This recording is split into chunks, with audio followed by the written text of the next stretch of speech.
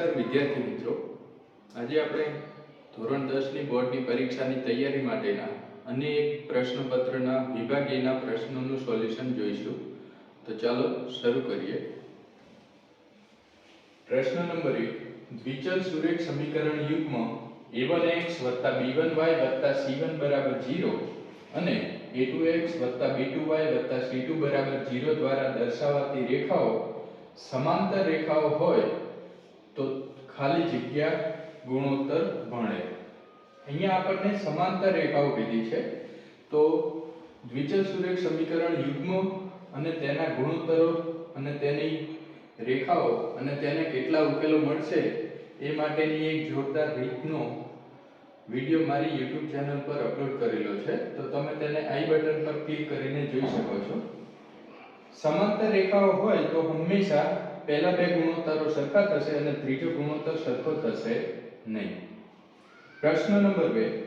ax² bx c 0 માટે જો ખાલી જગ્યા હોય તો બે સમાન વાસ્તવિક બીજ મળે. સમાન બીજો ક્યારે મળે? જ્યારે d 0 હોય ત્યારે. d એટલે શું છે? b² - 4ac. તો આપણો a ઓપ્શન સાચો આવશે. પ્રશ્ન નંબર 3.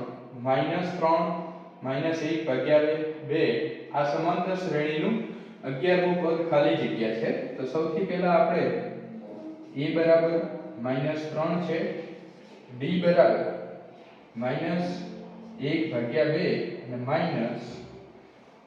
-3 એટલે કે -1/2 +- 3 માંથી 1/2 જશે એટલે કે 2.5. હવે 11મું પદ છે કે એટલે a11 બરાબર a + 10d. a ની કિંમત છે -3 + 10, d ની કિંમત છે 2.5. તો -3 + 2.5 × 10 એટલે કે 25 થશે. 25 - 3 એટલે 22 આવશે. તો આપણો બી જવાબ થશે. પ્રશ્ન નંબર 4. બિંદુ -4 અને 13 નું y અક્ષથી લંબ અંતર ખાલી જગ્યા છે. તો અહીંયા આગળ આપણને લંબ અંતર એટલે કે અંતર પૂછ્યું છે. અંતર હંમેશા ધન જ હોય એટલે આ ઓપ્શન અને આ ઓપ્શન તો આવશે જ નહીં. હવે y અક્ષથી લંબ અંતર પૂછ્યું છે. y અક્ષથી લંબ અંતર એટલે કે x નું ધન મૂલ્ય. x -4 છે એનું ધન મૂલ્ય +4 થશે. તો આપણો બી ઓપ્શન સાચો જવાબ આવશે. પ્રશ્ન નંબર 5. sin² + cos² બરાબર ખાલી જગ્યા. તો હવે આપણે સૌ જાણીએ છીએ કે આ એક નિત્યસમ છે જેનો એ જવાબ સાચો આવશે. પ્રશ્ન નંબર 6. 2 6 4 5 0 2 1 3 2 3 આ માહિતી આપી છે. એ માહિતીનો બહુલક ખાલી જગ્યા છે. તો બહુલક એટલે આપણે સૌ જાણીએ છીએ કે જે અવલોકન વધારે વખત બહુ વખત આવતું હોય એ અવલોકન બહુલક થશે. તો અહીંયા આપણે જોઈએ તો 2 એક વખત, 2 વખત અને 3 વખત છે. બાકીના કોઈ પણ અંક એનાથી વધારે વખત નથી, તો બહુલક એ 2 થશે. પ્રશ્ન નંબર 7. 5 + √2 એ ખાલી જગ્યા સંખ્યા છે. તો 5 એ સમય છે પરંતુ √2 અસમય છે અને એને 5 માં ઉમેર્યા છે, તો જવાબ આવશે અસમય સંખ્યા. પ્રશ્ન નંબર 8. x² - 3 નું એક શૂન્ય √3 છે તો બીજું શૂન્ય ખાલી જગ્યા છે. અહીંયા આપણને જવાબો આપ્યા છે તો જવાબો પરથી ગણવું સરળ રહેશે. અહીંયા જો શૂન્ય હશે તો જવાબ મૂકતા એ જવાબ 0 આવશે. પહેલી કિંમત મૂકીએ -√3 નો વર્ગ -3, તો માઈનસ નો વર્ગ પ્લસ થઈ જશે, વર્ગ અને વર્ગમૂળ કેન્સલ થઈ જશે, તો 3 - 3 જવાબ આવશે 0.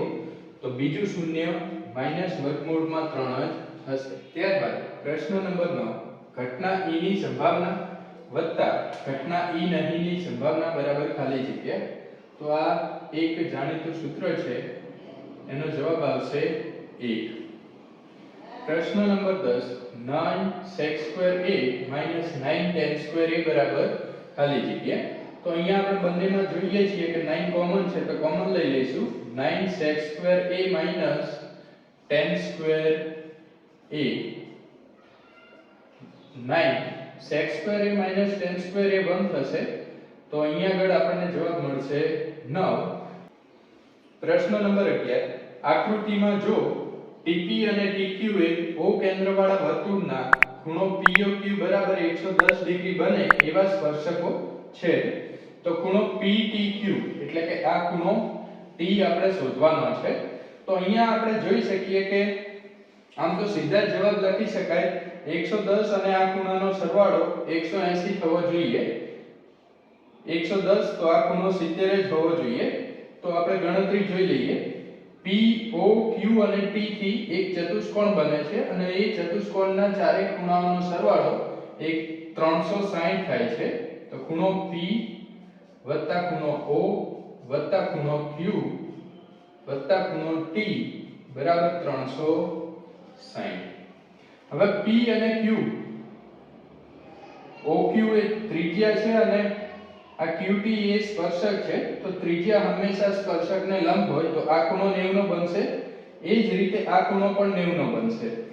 તો ખૂણો P બરાબર 90 અંશ વત્તા A બરાબર 110 અંશ વત્તા Q બરાબર પણ 90 અંશ વત્તા ખૂણો T બરાબર 360. આ ત્રણેયનો સરવાળો એ 290 અંશ થશે વત્તા ખૂણો T બરાબર 360 અંશ. માટે ખૂણો T બરાબર 360 અંશ. આ પ્લસ છે, પેલી બાજુ લઈ જઈશું તો માઈનસ 290 અંશ. માટે ખૂણો T બરાબર 70 અંશ થશે. માટે આપણો જવાબ ખૂણો PTQ બરાબર 70 અંશ થશે. તો આ જવાબ આપણો સાચો છે. પ્રશ્ન નંબર 12, વર્ગ 10 થી 25 ની મધ્ય કિંમત ખાલી જગ્યા છે.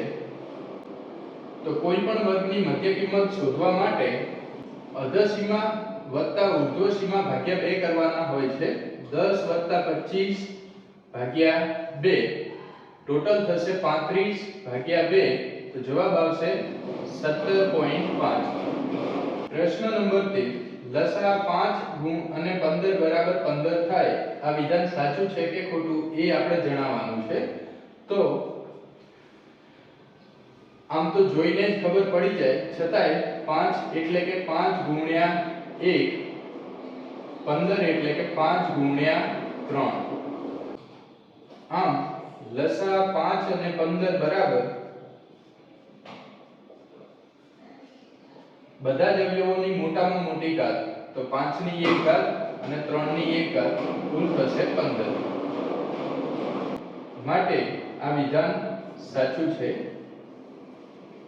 પ્રશ્ન નંબર 14, p of x બરાબર 2x નો વર્ગ વત્તા 7x વત્તા 5 નો આલેખ ઉપરની તરફ ખુલ્લો પરવલય મળે છે. તો આપણે સૌ જાણીએ છીએ કે a greater than 0 હોય તો ઉપર તરફ ખુલ્લો પરવલય મળે. અહીંયા જોઈ શકીએ છીએ કે a ની કિંમત 2 છે જે greater than 0 છે. માટે જવાબ સાચો છે.